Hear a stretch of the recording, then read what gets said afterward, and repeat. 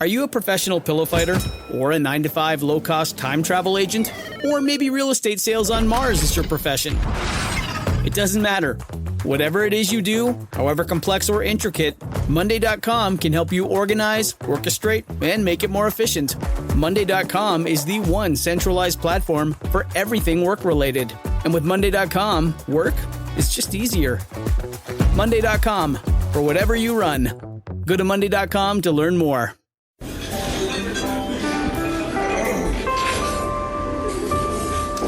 Well, I don't see the point in waiting any longer, so let's bring her out. The star attraction, the one you came to see. Ladies and gentlemen, the one, the only, Miss Judy Gold. Ladies and gentlemen, we're starting the show immediately because our guest has a hard on at 2:30. Wow. That means a hard out. Like, he has to be out of here in 45 minutes, and I love this guy. So we're starting immediately. I do have one kill me now moment that I have to tell you, that this person reached out to me, a theater person, like a producer, and a couple months ago to have drinks, wants to meet with me. And we pick a date tonight at 6, and this morning, can you do Thursday instead? And I'm like, sure, but it might be a little later because I have to shoot something that day.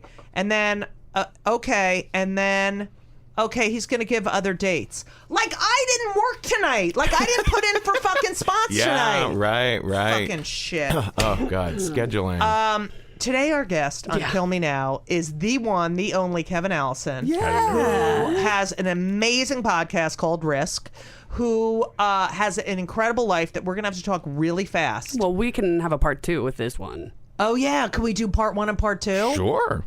Cool. Yeah, because you've got a life. You got a fucking amazing life. Kevin Allison, by the way, grew up in Cincinnati, Ohio. Oh, God, yeah. Oh, I'm sorry. Yeah. Wait, Kevin, guess what? So Bill Clinton was downstairs. Oh, yeah? So Today? I'm always late, okay? So Hennessy decides that he's going to tell me what, like 20 minutes before that I have to be here, even though I was on time, because I'm trying to be on time all the time.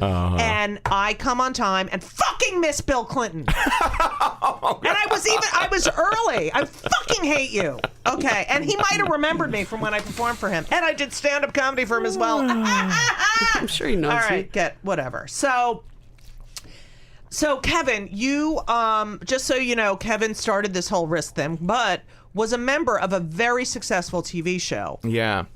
Which really put you on the map and also made you fucking mentally ill. So, which it can do. Yeah. So, Kevin, you grew up in Ohio, Catholic. Very, very sheltered Catholic, yeah. And knew I was gay from the beginning of consciousness. Now, that is something I also knew. Yeah. That you were gay. No, I also knew that I was gay. I remember way back knowing, okay, there's something different. Yeah. I want to put on my father's clothes. I don't want to play with dolls. I want to play with race cars. I want to mow the lawn. I don't want to do the dishes. It was just that there was nothing in me that I'd rather play with the boys and not the girls, And then when you're an adolescent, then you go, oh. But it's different when you're a Jew and a Catholic. Yeah, well, and also I grew up in a very like working class sort of neighborhood where the kids were kind of vulgar and the kids like kind of knew shit. So kids would use the word fag and gay so regularly that literally I was 5 when I was like, oh, wait, that is me. I am those words. So I was terrified. I went to kindergarten, and I was so terrified that people were going to find out that I liked boys. And then we're waiting in line to go into kindergarten first day, and someone points to my red hair and is like, why are you orange? And someone else said, oh, it's red like the head on the dick of a dog. And everyone started laughing, and I was like, thank God. They're distracted by the red hair. Yes. They'll make fun of me for that. I love red hair. I fucking love red hair. I've wanted red hair always. So, do you have siblings? I have 4 siblings. Right, big because you're Catholic Catholic. family. Right. Yeah. Who was the religious one of your parents? Both. Both. Really? My mother always compared herself and had photos of herself looking a lot like Julie Andrews in The Sound of Music. Right. That was an obsession. My father is very sweet, actually. Very much, like marched with Martin Luther King. Right. So they were definitely like Kennedy Democrats. Right. But as far as sex went, totally, I remember, I was telling someone this the other day. My mother, when I was like in high school, found out that one of her best friends had been beaten by her husband for years. No way. And they were getting a divorce. It was a total shock. And I remember she was driving me to soccer practice or something like that, and she said, I can finally see how divorce might be called for. Wow. That was so outside the scope of what my mom was taught by the Catholic Church that it was shocking to her. Witnessed her evolution in I that think moment. that the Jesus. amazing part of that story is that she was driving you to soccer. That was my front. That was my Really? front. Were you a good soccer player? No, I was one of the, what do you think, of fullbacks? So I was just kind of standing. I played field Bench hockey. warmer. I played field hockey in 7th grade. So you're in Cincinnati. No other siblings are gay. No. And no. what's your gay thing? Like what did you turn to? Like kids now, of course, can go and look at gay characters all over the place and realize that they can have a life. It's interesting. Like Charles Nelson Riley. No, go ahead. No, I was big into listening to musicals as a kid. That was in it. Like I discovered Jesus Christ Superstar when I was about 7. I love Jesus. I started playing Jesus Christ Superstar on the piano at 8 or whatever, and I was like, I don't know how to lie. I loved it, and my mother's like, and I'm like, how does that sound? Very nice. Little did she know. I remember. That was my favorite song. Right. And once I was performing, I was being crucified on the floor, and performing it for myself. And one of my brothers walked in and started making fun of me. And I was so upset that I took a penny and scratched that song off the record. And then it was like, look what you made me do to what I love. Right. And it was very clear, something's a little dramatic about this what kid. number are you of these children? I'm number 4 of 5. Okay. Yeah. Is 5 a woman or a man? Girl woman. or boy? Yeah. Okay. Yeah, and the two of us fought like cats and dogs and 4 are and now 5? the closest. Yeah, Right. 4 and 5 fought like what cats are and 1, dogs. 2, and 3 like? Well, it's interesting. Like, my brothers both are on, one in New York, one in San Francisco. It's my sisters who stayed home. So I guess, In Cincinnati. Yeah. Like, one of my sisters is quite liberal, and the other is, like, maybe liberal in her general beliefs, but still very, very Cincinnati, very traditional and homey. So, were you popular in high school? It's interesting. I actually was. I became that class clown thing in order to make the weirdness within okay. So it's called a coping mechanism. Oh, yeah. My journal was passed around. I went to an all-boys high school, St. Xavier High School. My journal got passed around when I was in junior or senior year. Wait, how did they get it? Oh, someone just ripped it off or something like that. The Jesuits had you keeping journals for your spiritual growth, and for them to jerk off to. Yes, probably. And this was just loaded with stuff about being gay, and some honorable, upstanding young man brought it back to me. He was like, I got this away from some guys to give it to you because there was enough, wow. I was big in the musical theater program, so enough people kind of liked me to be on the defensive for me. You're in Catholic school. Yeah. And you're gay. Yeah. Now, were you ever molested by... No, it's... Don't you feel bad that you weren't... No, sorry, go ahead. Well, it is hilarious. I even went to choir camp at the Royal School of Church Music where, you were asking for it. Oh, there are stories in the papers I've read about since then about some of the places where... But, yeah, and... It's interesting. Like, I joined this choir group when I was 10. The choir director was definitely gay, brought us up to New York City. And, okay, this is 1980. He was like, we're going to stay with this other choir director living in Chelsea. Right. And all of his friends were so fabulous. The skin tight white polyester suits. Right. One of them was this guy with a huge afro. His name was Robert Love. I'm 10 years old. Okay, you're 10 years old, and these are gay men listening to disco and smoking weird smelling cigarettes amongst us kids. You know. And you're at. How did you get to this Chelsea? Oh, it was choir camp. We were performing at one of the cathedrals in town. Okay. Yeah. And and you knew. I knew what was going on, but nothing ever happened with me. Another thing is, this has come up. There are a lot of stories of child molestation that are told on my podcast, Risk. And what's interesting is, like, I was always attracted to guys my own age. So I did a lot of exploration with friends. Michael Jackson. No, not mentally. I mean, when I was that age. I know, I'm kidding. I'm kidding. No one's getting my fucking jokes today. All right, go ahead. So I was never like... I think that if an older man did approach me, I was savvy enough to be like, whoa, wait a minute. I'm totally on top of what's happening here, you know? So I think I might have been able to cut them off at the pass just with my consciousness. Do you think anyone tried? No. All right. No, I don't think so. Do you know? I wasn't the best looking kid. But you're a redhead. But do you know anyone that you went to school with that it happened to? No, I don't actually. You know, it's fascinating to me when friends tell stories on Risk because people will be like, well, yeah, I did try to murder my mother or something like that. No fucking way. Okay, I did not know that about you. Wow, yeah. Oh my God. No way. Oh yeah, there have been some. A woman just shared a story. It's going to be on in a couple of weeks. She found out her father was into cannibalism. Whoa. Yeah. She discovered books and she was fed something once where she was like... That is so fucking disgusting. Tune in to Risk. I can't do the show now because I don't have any cannibalism shit. I've been so curious. Haven't you ever been curious, though? Cannibalism? Everyone's always... Of what human tastes like? No, I have not. I eat my cuticles. That's fine. Yeah. Okay. Ugh, disgusting. Okay, so you then go to college. Yeah. My first couple of coming out experiences were actually really wounding. When I was did you have any sexual experience? In high school? Oh yeah, in grade school and high school, I did stuff with the thing I would always say, wouldn't it be funny if we took off all our clothes? Right. So I was rather manipulative. Now, did any of those people turn out to be gay?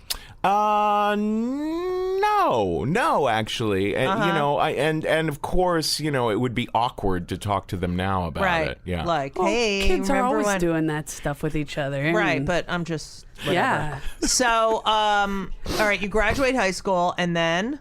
And then I go to NYU where I meet all the members of the state. Now, what was your family like when you were like, I'm going to New York? Oh, it was weird. I waited until the week or maybe 2 weeks before going off to New York to tell my parents I was gay.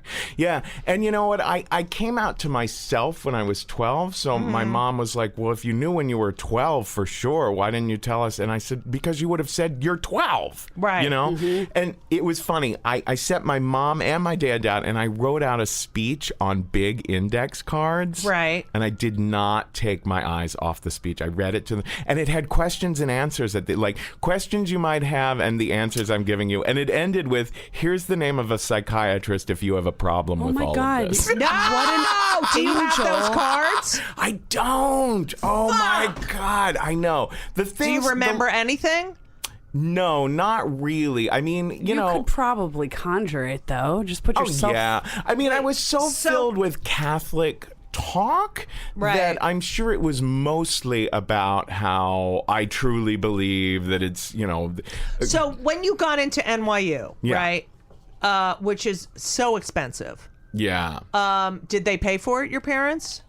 I had so many different scholarships and loans. Right. Yeah, but my parents did end up paying for it eventually in the form of all the loans and stuff like that. Right. Yeah. So it's a week before. Uh-huh. And did any of your siblings, the three above you that are older than you, go to college? Oh, yeah. Everyone went to college. But they didn't go to New York. Right. Exactly. Okay. Exactly. So I was the special one in that way. Was it always in your family like, Oh, well, Kevin, like that. Because I was the identified patient in my family. Like, well, she's out of her. And it's like, no, you're all out of your fucking minds. Right. There was definitely a recognition that I live in my own universe and that, some of the rules that apply to some of the other kids, they just give me a free pass on. Yeah. So you come to NYU, you're in the Village, you're 18 years old, you're gay. My very first stop was Central Park to look for gay sex. So that's 18. about 1988, right? Yeah. And AIDS is very... Oh, it was so in your face. ACT UP was huge. Right. I attended a few meetings and marches when I was in college. So I never... it's so interesting now to deal with so many younger people with the whole condoms issue. I'm like... it was never even, there was no thought about not using condoms. I talk to, young gay guys now too. And it's and I'm like, do you fucking understand? Yeah, they just insist on, They don't, it's like, if you had been around... New York, you can't talk about it. Well, another problem is that guys who are doing without condoms now are like spreading gonorrhea and herpes and everything else. And there's a flare-up of HIV as well. Yeah. I'm sure.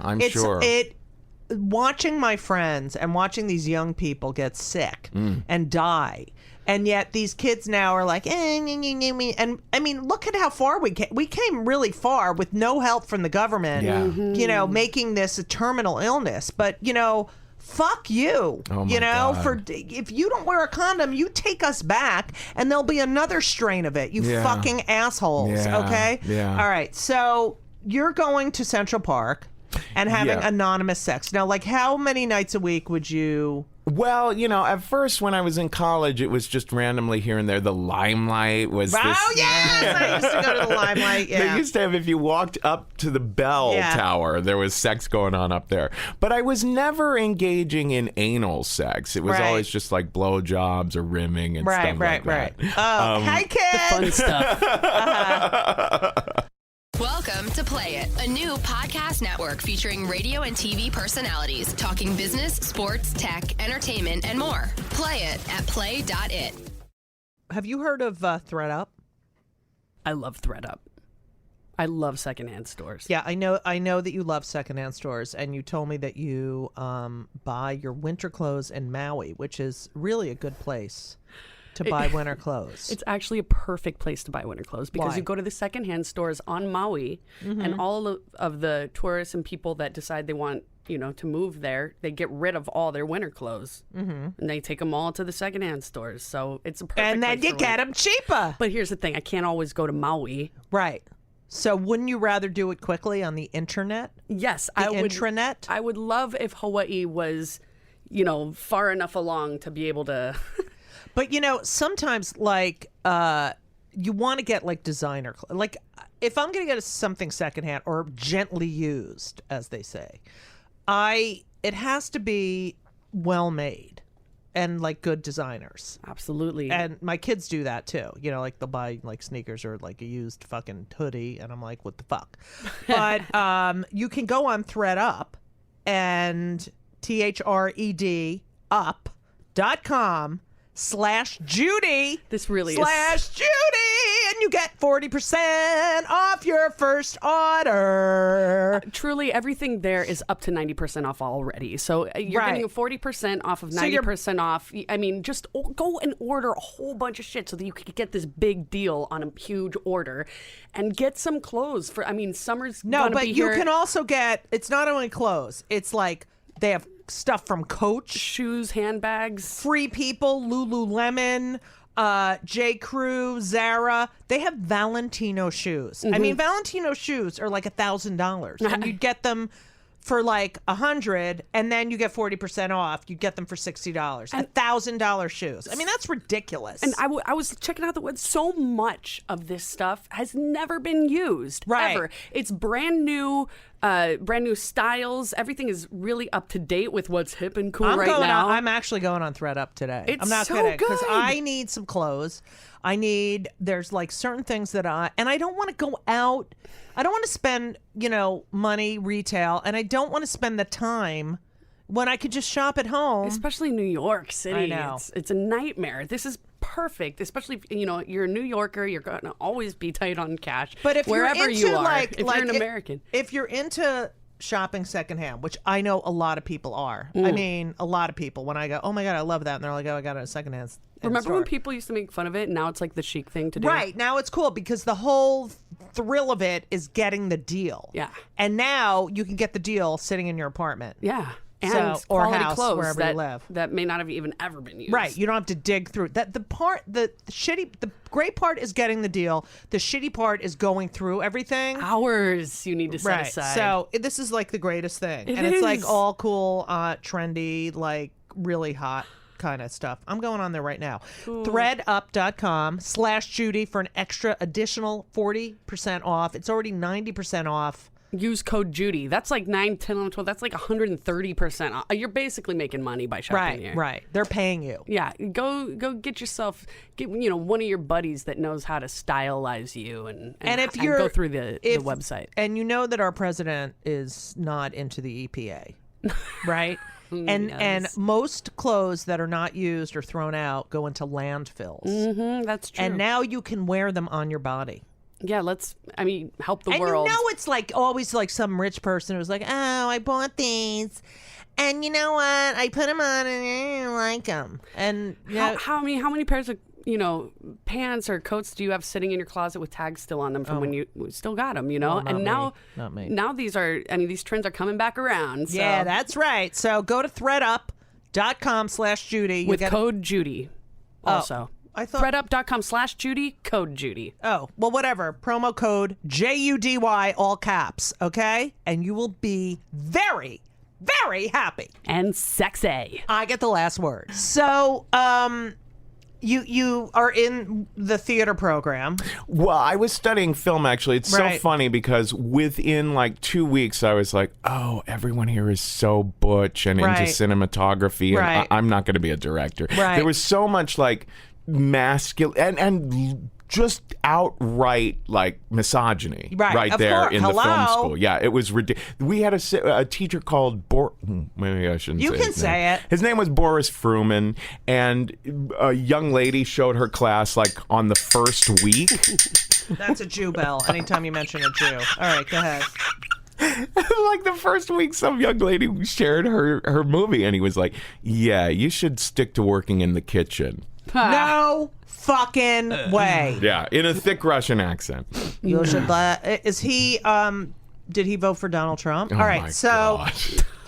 So you move out of the film school. Yeah, so the state formed when I was a freshman at NYU. This comedy group, 11 people, which is an absurd amount of people to have in a group. Right. I was the only gay one, weirdly enough, because there were lots of guys who seemed kind of gay in the group. There was only one woman, which was also a strange dynamic. Oh, hello. And all white as well. And how'd you get into this comedy group? I actually deliberately said I saw their first show, was just amazed by the energy. It was on the 7th floor of 721 Broadway in NYU, little black box theater.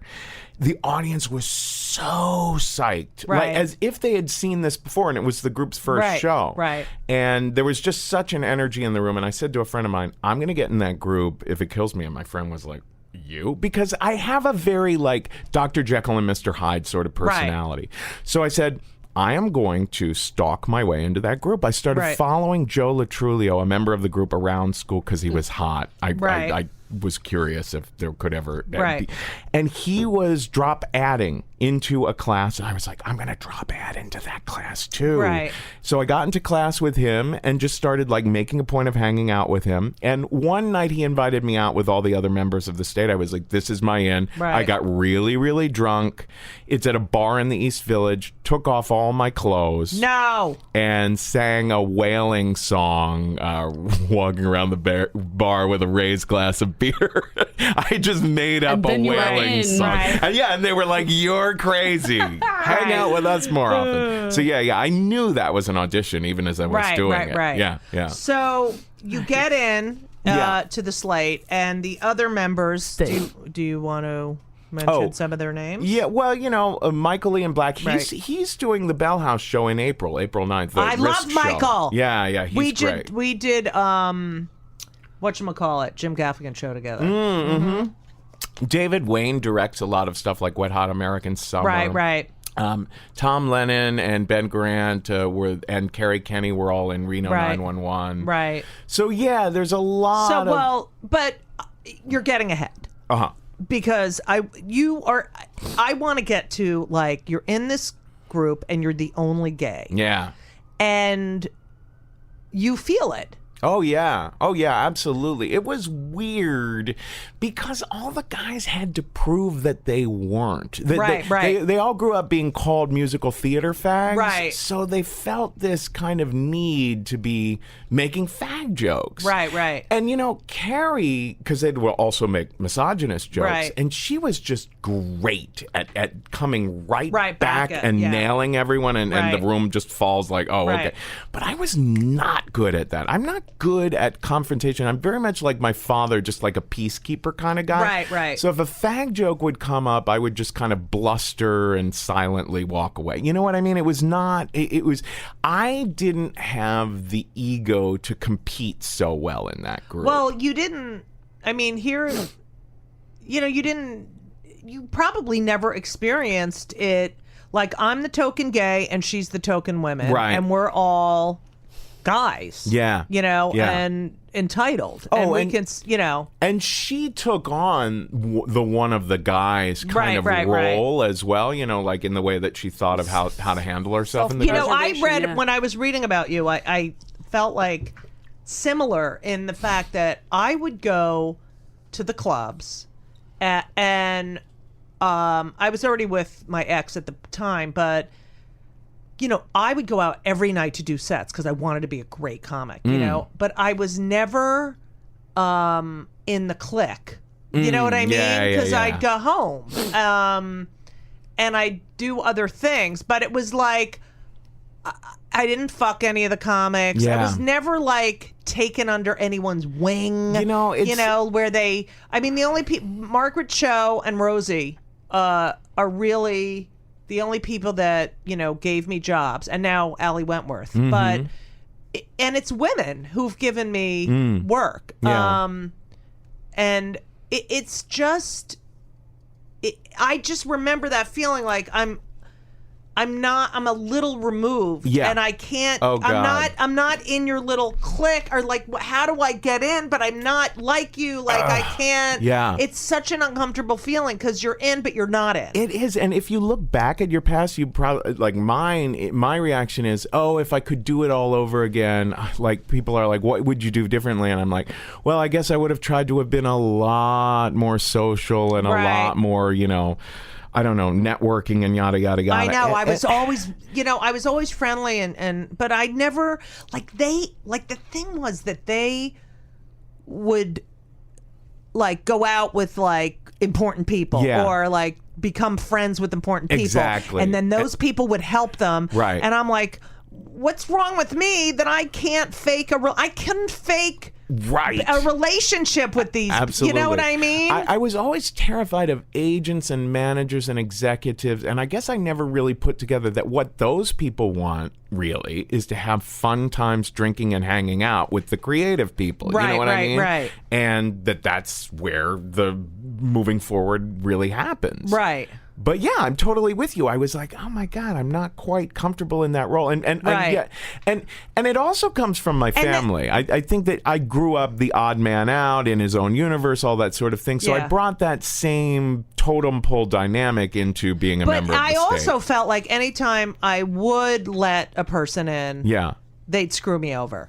You'd be like, but I liked you and I was trying to be, and they were like, it's all business, you know? Right. And you're like, oh, fuck, I thought you were a human being. Right. You know what I mean? I couldn't fake the, we're really close and let's get our pictures taken and we're going to be in the tabloids. Yeah, and, there's no counting on people being human and friendly the whole way through. Right. But it was so funny because in the in comedy in the 80s and 90s, it was the guys that would always help the other guys. Oh, yeah. You know? Yeah. It's like, would there be Kevin James without Ray Romano? Right, you know? right. And there was a lot of that, you know? And those guys didn't understand queerness at all. So if there's a queer woman or a queer man, they don't know what to do with you. Right. They don't realize that they don't have to do anything with you. Right. Well, my contribution to the state was always, okay, now a little something from the totally whacked out queer guy. You know what I mean? Right. Like, and that was great. Right. That was super, super fun. That, you know.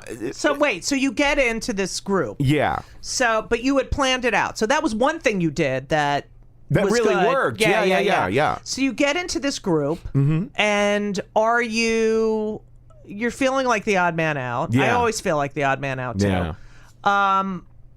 But you're getting, you're in. Oh, yeah. The thing about the group, it was 11 people, and it was super competitive. Right. Super, so you would pitch to one another. Right, exactly. So if people don't know, this was on MTV. Yeah. It was we did 30 episodes for MTV. Right. Yeah. And all sketch comedy. You know, our heroes were Monty Python and early SNL.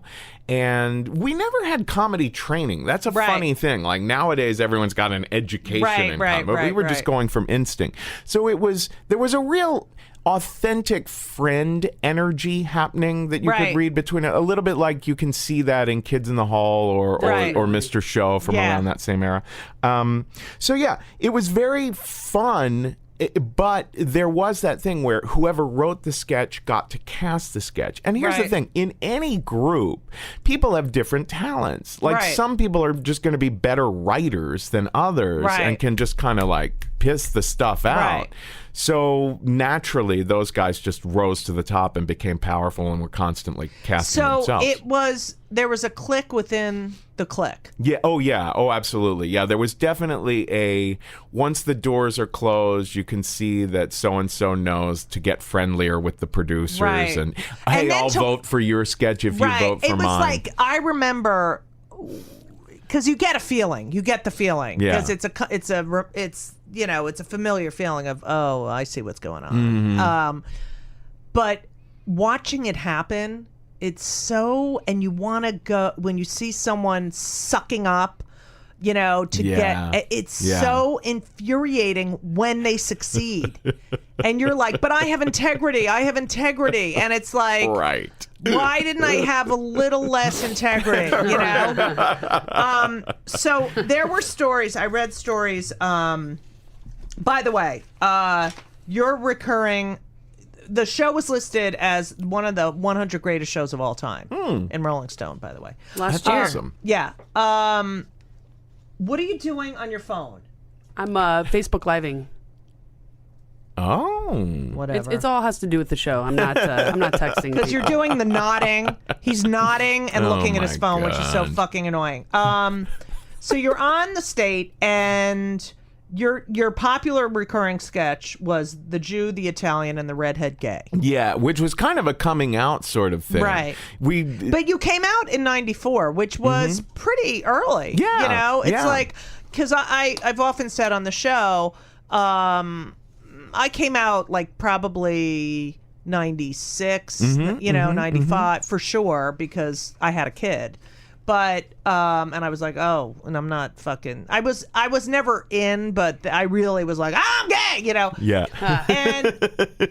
And then we were embraced as the, oh wow, like come help us. And now it's like, so and so who's been in the closet for 30 years decides to come out, and they're a fucking hero. Right. So you come out, you're doing that, and these are three superheroes. Well, it was basically David Wayne, Ken Marino, and I sat down. We said, we've never written a sketch before. Right. What's a sketch that only the three of us could be in? So we decided that, and were you the three that would never get approved? Like, so you would go and pitch a sketch, and everyone had a vote. It's funny. David was kind of that way. He would write the most ridiculously absurd sketches that didn't make a lot of sense, and I loved them. Right. And he just never gave up. The group would not vote for his sketches for a couple of years, and he wouldn't give up until he finally wore everyone down. And I look back and I'm like, wow, I should have really taken more of a lesson from him to just never give up. Never, just keep facing that rejection. Yeah. And no one could. How would you get? Did anyone get kicked out or? Yeah, we had what we would call midnight meetings. It started in college where we would all be like, well, we'll be drunk enough around midnight. Let's call someone in and kick them out of the group. I mean, it was which created in the group this feeling of,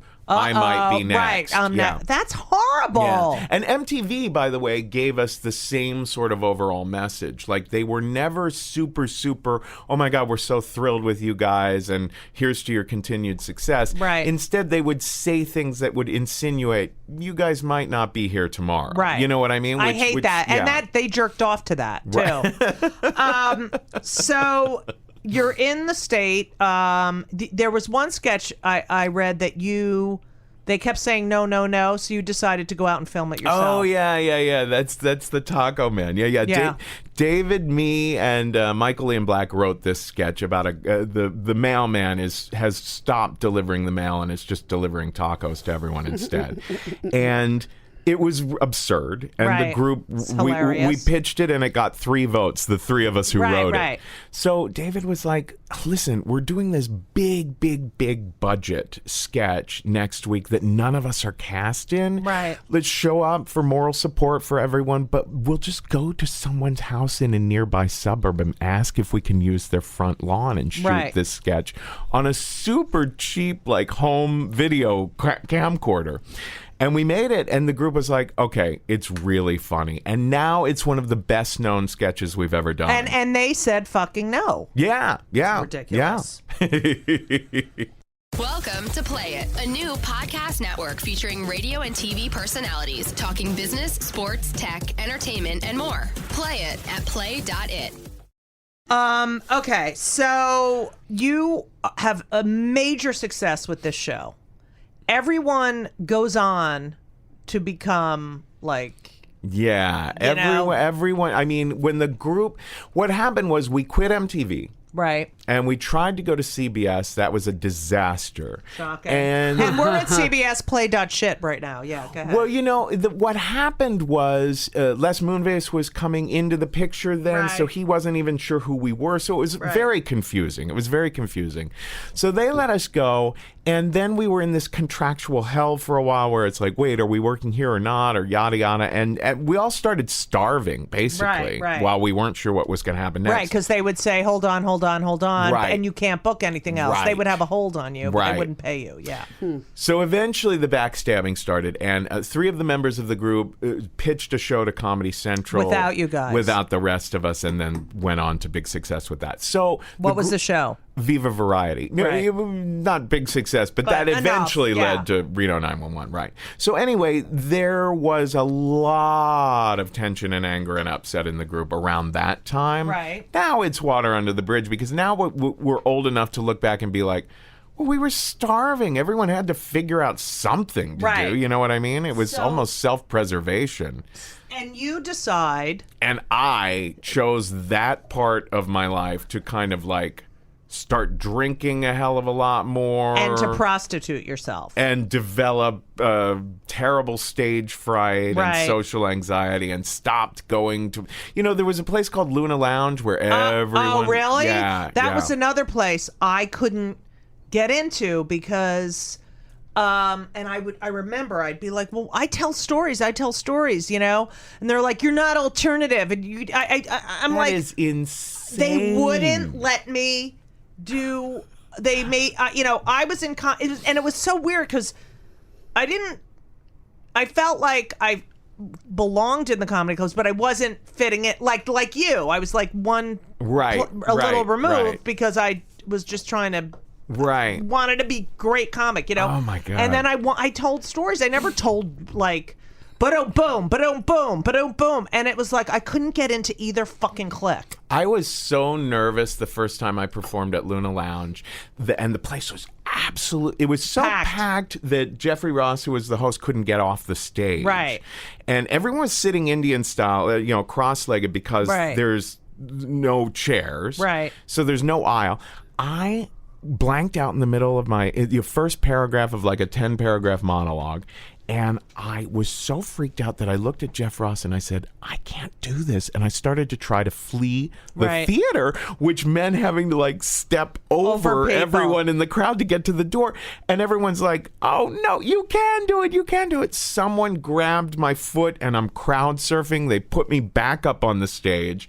And I was like, okay, they're calling the shots here. So I did finish the monologue. And everyone thought it was great. They didn't know I was genuinely terrified. Right. So that's like 8 Mile. That scene where he goes up to freestyle. I love you. So you are not making any money. No, I was starving and drunk and, pitching stuff, auditioning for stuff, but just not knowing how to make it work. And that was 12 years of that. Right. So you develop stage fright. You you lose all your confidence. Mm-hmm. You kind of have a breakdown. Yeah. In a way. Absolutely. And you were a prostitute. Well, I was actually... I want to get to the prostitute. The prostitute thing, that was before the state was hired by MTV. Okay. So that was after college and before landing. When you were hot. 20s, when you were hot. You're right, exactly. When your ass was tight. Which I didn't even realize at the time. Right. Yeah.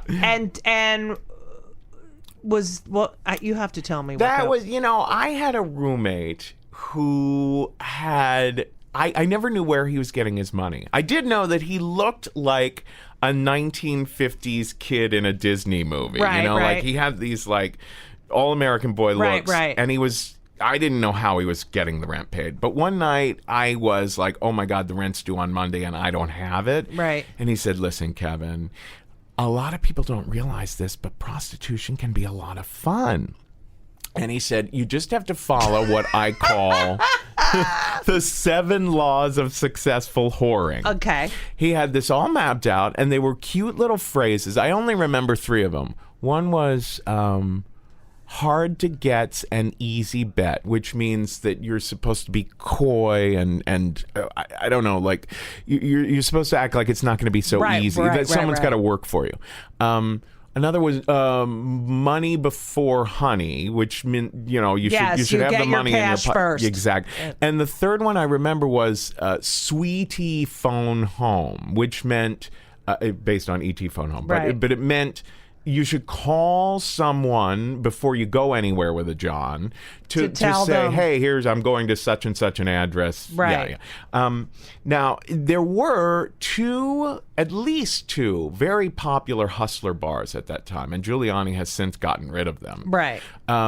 One was called The Rounds, and it was so amazing because it was like very David Lynch. There was literally like blue and red velvet and smoke and people singing on a piano, and it was all old, like everyone looked like Rush Limbaugh, like old, hot, big bankers, except for the young guys. So it was a split between the bankers and the 23-year-olds who all looked like River Phoenix. And the bankers were all like married with kids. Oh yeah, absolutely, absolutely. Mm-hmm. Oh my God, I got to that bar that night trying this out, and a guy who looked a lot like. Were you nervous? Oh, I was so nervous. What did you wear? What did you wear? Oh, I don't even remember. But it was all very my own private Idaho, very like grungy, Kurt Cobain sort of wear. So anyway, no, this guy who does look like Rush Limbaugh grabs my hand and puts it up into the light and shows it to a friend of his, and he says, "Look at that hair on the back of his hand.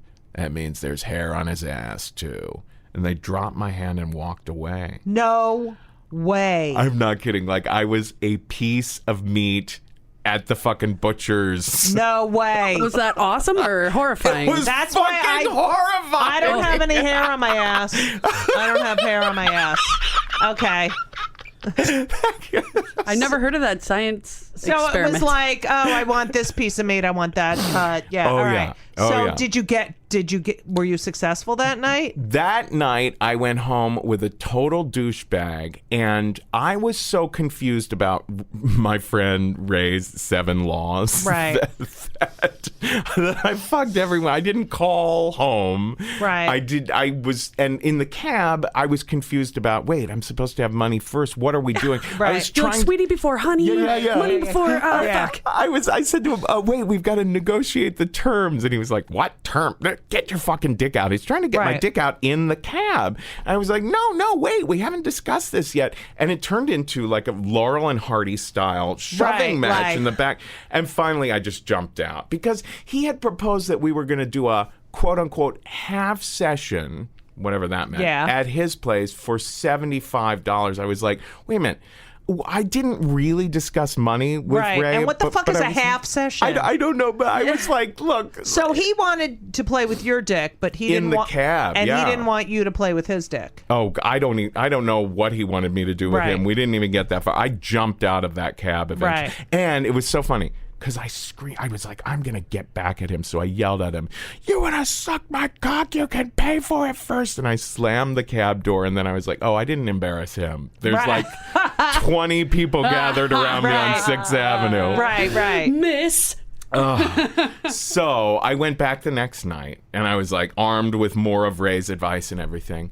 And this time I met this really, really nice, normal seeming guy from Philadelphia who was married with kids. And he said, look, we're not going to go home tonight because I can tell you're a total newbie and I don't want to make you do something that you really, really don't want to do. So take a night to sleep on it. And if the next day, if on Sunday you're still maybe interested, then let's do it. So the next day, Sunday, I was like, I still need the fucking rent. Right. You know, this is turning into an epic weekend. Right, yeah. So I met him at his hotel room. We start talking, and I get really nervous. We have a 6-pack. Right. And I get nervous because I don't like older men. I had never been attracted How old to is older. he at this He time? was probably in his late 40s. Okay. And, you know, I was about 22 or 23. Right. And we start talking, and one thing I do love is just gabbing, especially over alcohol. So we start drinking, and it comes out that he served in Vietnam. And I was like, oh, my God. Oh, tell me all about Vietnam. And I would not stop asking him about it. And eventually, it was just like, really awkward. He was like, let's go to bed. And I just kind of lay there. I didn't want to do anything. And I just lay there, really, while he did some things to me. Nice. And the next morning, there was $300 in a little dish by the bed, and there was a note that says, I'm downstairs at the diner. So I came down to the diner, and he said, I don't think this is going to work. I don't think you're cut out for this. Right. And he said, and I got to tell you, you really ruined things with all the Vietnam. But you paid your rent. I did. That was the end. I was like, he's right. I am not cut out for this. Right. There was just something about it was, I suppose I could have learned to stomach you're not the sex. It's exactly like the thing with you being in that group. Exactly. You got to play a part, and you can't do it. I know. I'm the same way. Yeah. Wow. You've got to be a little bit of a con artist, really. Right. Yeah. And I can't. I couldn't live with myself. All right, you have to leave, and we're not even halfway done. Oh my God. Part 2. So we have to do a part 2. Yeah, that would be awesome. Week. I would love that. Yeah, let's talk about it. All right, but I'll email you Friday. Awesome. Maybe. I mean, fuck. I'm so into this conversation. I know. Keep telling us about Vietnam. I know, right? We'll ask one of the 2 questions. Okay. Okay. Oh. Okay. All right. Let's ask the first one, right? Yeah. Have you ever been on antidepressants? I say yes. I say yes. I have. I am not now. Now I'm doing something now which is very controversial. What? I got off of antidepressants about a year and a half ago. What were you on? I was on Cymbalta, which, my God, I have to warn you, that can give you severe vertigo. Oh, I've been on every fucking drug. Have you? Yes. Yeah. Well, for me, that one did not work. Right. But I was also on Wellbutrin, which seemed to work That's just one fine. of mine. Yeah. No, I went off of antidepressants because I had been on them for years and years and years. But then several months ago, maybe about 8 months ago, I switched to what they call microdosing. Right. Which is where you take a tab of LSD. And oh, yes, I read about this. It's supposed to be amazing. You have to measure out very, very specifically to make sure you're only taking about a sixth of the tab once every 3 days. People also do this with psilocybin. Yes, with mushrooms as well. Right. Depending on what, I don't know. You are obsessed with me today. Yeah, go ahead. There was a whole article in the Times a couple weeks ago about this. Okay. It has been good for me. On days that I dose, like yesterday was one of those days, I will feel like I've got extra energy, focus, like I'm more just up and interested in life. And yeah, it's just like, I don't know, generally, those days are good days. The next 2 days, I don't know that I notice all that much specifically. Like, you have to take 2 days off so that you don't develop a tolerance for it. And I guess overall, people are like, well, how has it been overall in comparison to antidepressants? And I'm like, well, it's hard to say because in the middle of this period of my taking this stuff, Trump was elected. I know, right? It's like destroyed. That could give you a weird trip. Wait, so how did you get into the microdosing? It was actually... I read a bunch of articles. There were people who have shared stories. There's a fellow who shared a story on Risk about how he got over severe, what do they call it? Obsessive compulsive disorder with a huge mushroom trip. We haven't run that on the podcast yet, but yeah. So I started reading up a little bit more about this, and I was like, well, that sounds really interesting. And I remembered having very positive experiences with hallucinogens when I was in college, but it had been a long time. Right. So, yeah, so far, how did you get off the other stuff? Just gradually with both of them. And did you under a doctor's care? Oh, yeah. Oh, absolutely. Absolutely. Okay. The Cymbalta was the harder one. Yeah, and that also is a painkiller. So I was on that because I have arthritis, and they put me on that, but that was not good. Yeah. I was dizzy and bad. Yeah. Wow. I want to hear more about this microdosing. Well, can you function on the microdose day? You can absolutely. Yeah. Like, I even want to exercise and shit like that. Wow. It just clears out your neural pathways. I think so. Yeah. I think it opens things up for you a bit. Yeah. Definitely. All right. Wow. I can't wait to talk. This is part one. I'm not kidding. Yeah, let's do it. Yeah, we'll be in promise? Because we're not even I'm not even done talking to you. Oh, yeah, absolutely. Absolutely. I love you. Oh, you know what? Kevin was like, maybe you want to remind Judy of who I am. Maybe she doesn't know who I am. I did your fucking show. She did my show once, but who knows? I was like, dude, yeah. I mean, shut the fuck up. You were in the last been up my laugh ass. too, right? Yes, That's phenomenal. Yeah. Thank you. Love that. They taped way more than they used, but whatever. Yeah. Thank you, Kevin Allison. Where can people find you? You can find my podcast at risk-show.com or wherever podcasts are. You can find me on Twitter at @TheKevinAllison. And he was just on Keith and the Girl. Yeah. And you were fantastic. And you can still hear that episode. No, we don't do the Keith and the Girl here. Well, it's their 12-year anniversary today. Oh, happy anniversary. How come I'm not on it? You can be on it anytime. Okay. They have a marathon coming up. Yes, I said I would do that. You should drop by. I will. Okay. Keith, I'm not kidding. We can't.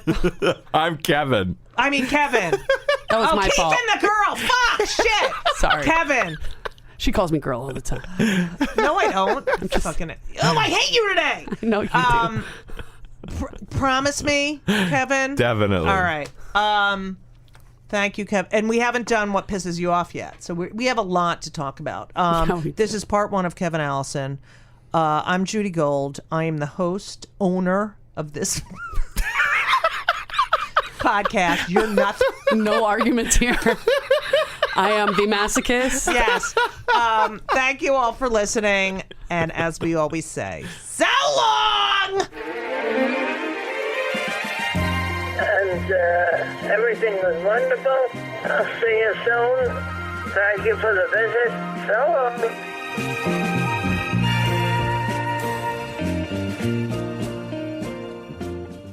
This episode is brought to you by Progressive Insurance. Do you ever think about switching insurance companies to see if you could save some cash? Progressive makes it easy to see if you could save when you bundle your home and auto policies. Try it at Progressive.com. Progressive Casualty Insurance Company and Affiliates. Potential savings will vary. Not available in all states.